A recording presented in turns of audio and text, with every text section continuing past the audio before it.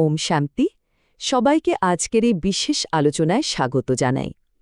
আজ আমরা পরমপিতা শিব বাবার দেওয়া যে দিব্য জ্ঞান মুরলী, তার কিছু খুব গভীর বিষয় নিয়ে কথা বলবো। দেখুন, আজকের মুরলির মূল কথাটাই হল আমাদের কাজ হল অন্যদের জাগানো, তাদের সঠিক পথটা দেখানো। আর বাবা বলছেন এর সবচেয়ে ভালো উপায়টা কি? উপায়টা হল নিজে দেহি অভিমানী হয়ে আত্মসচেতন হয়ে তার পরিচয় দেওয়া। এতেই সবার সবচেয়ে বেশি কল্যাণ হবে। তো চলুন এই অসাধারণ নির্দেশনার গভীরে গিয়ে এর আসল মানেটা বোঝার চেষ্টা করি। মুরলীতে প্রায়ই এমন কিছু মূল প্রশ্ন নিয়ে আলোচনা করা হয় যা আমাদের মনের অনেক দ্বিধা দূর করে দেয়। তো আজকেও তেমনই একটা খুব গুরুত্বপূর্ণ বিষয় পরিষ্কার করা হয়েছে, আর সেটা হলো শিব আর কৃষ্ণের ভূমিকা, তাদের মধ্যে পার্থক্যটা ঠিক কোথায়। প্রশ্নটা খুব সহজ কিন্তু গভীর। কার জয়ন্তী আগে পালন করা উচিত, শিবের নাকি কৃষ্ণের? আমরা তো সবাই জানি কৃষ্ণ জয়ন্তী কত ধুমধাম করে, কত ভালোবাসার সাথে পালন করা হয়, তাই না? কিন্তু শিব জয়ন্তীর আসল মানেটা কি? শিব এসে ঠিক কি করেছিলেন? এই ব্যাপারটা নিয়ে কিন্তু অনেকেরই ধারণাটা পরিষ্কার না। আচ্ছা, এই প্রশ্নের উত্তরটা পেতে হলে আমাদের প্রথমে মুরলী অনুসারে এই দুজনের মধ্যে যে মূল পার্থক্যটা আছে সেটা বুঝতে হবে।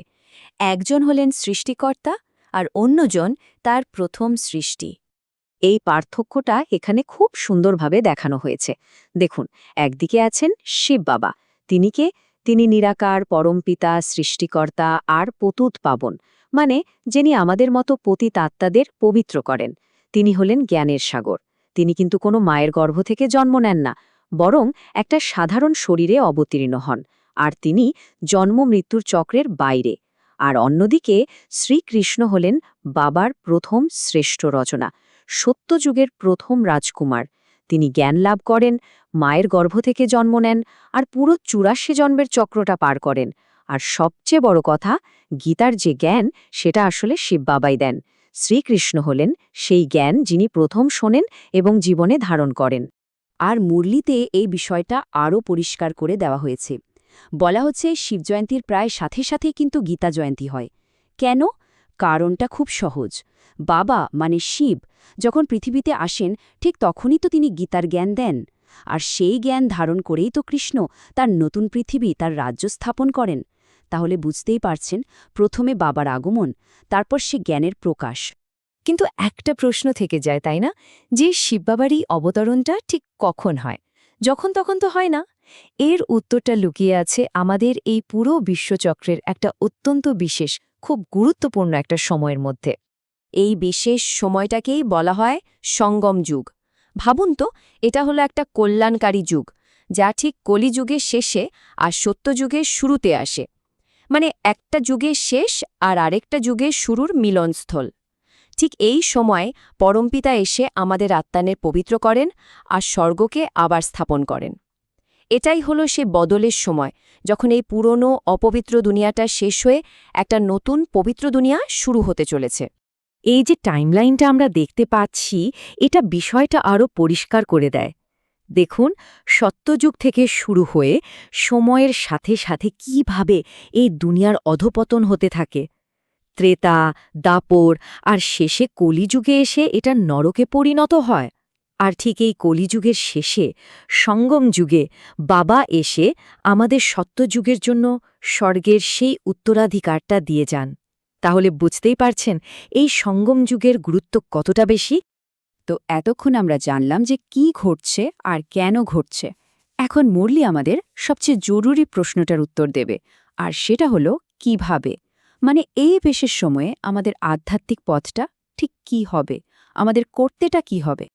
আসলে আমাদের সামনে দুটো রাস্তা খোলা আছে। একটা হলো দেহ অভিমানী হওয়া, আত্মাকে নিয়ে সচেতন থাকা, আর অন্যটা হলো দেহ অভিমানী, শরীরকে নিয়ে মেতে থাকা। এই যে দেহ অভিমান, এটাই আমাদের মধ্যে অহংকার, ঝগড়া, ফ্যাশনের ইচ্ছা, জাগতিক জিনিসের লোভ এসব তৈরি করে। আর এর ফলে আমরা বাবাকে ভুলে যাই।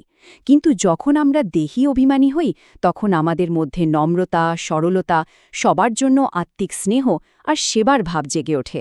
আমাদের পুরো আধ্যাত্মিক যাত্রার লক্ষ্যটাই হল এই দেহ অভিমান থেকে বেরিয়ে এসে দেহি অভিমানী হওয়া। মুরলিতে এখানে একটা খুব ইন্টারেস্টিং কথা বলা হয়েছে। যাদের কাছে জাগতিক ধন সম্পদ কম বা যাদের মধ্যে সেই সম্পদের অহংকারটা নেই, বাবা তাদেরই গরিব বলছেন। আর তাদের মধ্যে শ্রদ্ধাটা অনেক বেশি থাকে। তারা যা করে মন থেকে করে, আর এই আধ্যাত্মিক জ্ঞানের প্রতি তারা অনেক বেশি আগ্রহী হয়। অন্যদিকে যারা নিজেদের বিত্ত বৈভবের নেশায় মত্ত থাকে, তাদের দ্বারা পাপকর্মও বেশি হয়ে যায়। আর এই নম্রতা আর শ্রদ্ধার পুরস্কারটা কিন্তু বিশাল। মুরলি বলছে, যারা এই পথে খুব সরলভাবে চলে, বিশেষ করে বাবা যাদেরকে আদর করে গরিব বাচ্চা বলেন, তারা পুরো ২১ জন্মের জন্য সুখের উত্তরাধিকারী হয়। ভাবুন একবার, তারা অনেক উঁচু পদও লাভ করে। চলুন এবার আমরা মুরলীর একদম সার কথাটা দেখে নিই। এই যে অমূল্য উপহার আর আশীর্বাদ, এটাই কিন্তু আমাদের পথ চলার আসল শক্তি। তো ধারণার জন্য দুটো প্রধান পয়েন্টের কথা বলা হয়েছে। পয়েন্ট নাম্বার ১, খুব সাধারণ জীবনযাপন করতে হবে।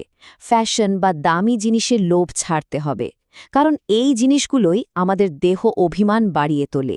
আর পয়েন্ট নাম্বার ২, সবার সাথে আত্মিক স্নেহ রাখতে হবে।